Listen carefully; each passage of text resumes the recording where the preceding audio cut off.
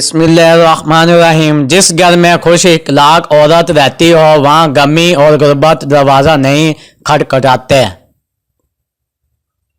اگر غیر محرم مخلص ہوتا تو اللہ تعالیٰ عورت کو پردے کا حکم نہ دیتا۔ خوشی ایک ایسی شے ہے جو انسان کے پاس نہ بھی ہو تو وہ دوسروں کو دے سکتا ہے۔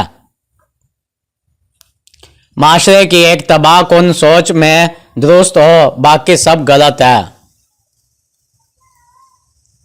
اللہ تعالیٰ کی حکمتیں سمجھنے والوں کے دل کبھی ضدی نہیں ہوا کرتے۔ کچھ لوگ سوائے درد اور دکھ کے کچھ نہیں دیتے۔ درگزر کرو اور آگے بڑھ جاؤ، اللہ تعالیٰ تمہارے ساتھ ہے۔ حالات سکھا دیتے ہیں باتوں کو سننا اور سہنا، ورنہ ہر انسان اپنے آپ میں بادشاہ ہوتا ہے۔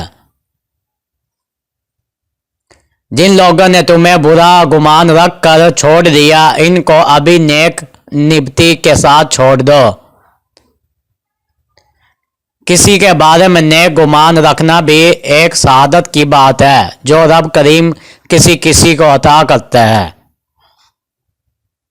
اور جب تم زندگی میں مایوس ہو جاؤ تو اللہ تعالیٰ سے گفتگو کرو، وہ تمام دلوں کا حال بہتر جانتا ہے۔ دو وجہ سے انسان کی زندگی بدل جاتی ہے، کوئی بہت خاص انسان اس کی زندگی میں آ جائے یا کوئی بہت خاص انسان اس کی زندگی سے چلا جائے۔ بہترین دن حاصل کرنے کے لیے بدترین دنوں سے لڑنا پڑتا ہے۔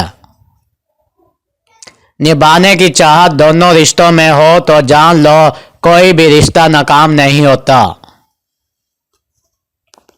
امام شافعی رحمۃ اللہ علیہ فرماتے ہیں، میں نے اپنے استاد حضرت وکیل سے قوت حافظہ کی کمی کی شکایت کی، جس پر مجھے انہوں نے گناہوں کو ترک کرنے کی نصیحت کی اور فرمایا،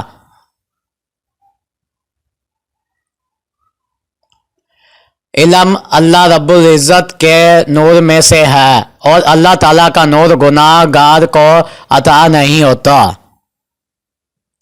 یاد رکھو جو کسی کے ساتھ برا کرتا ہے یا اس کا برا سوچ رہا ہوتا ہے وہ اپنی ذات کے اندر اس کی سزا بھگت رہا ہوتا ہے، بس ہم کو خبر نہیں ہوتی۔ پہلے تو غریب بکتے تھے، اب تو عزت مآب بھی بکتے ہیں۔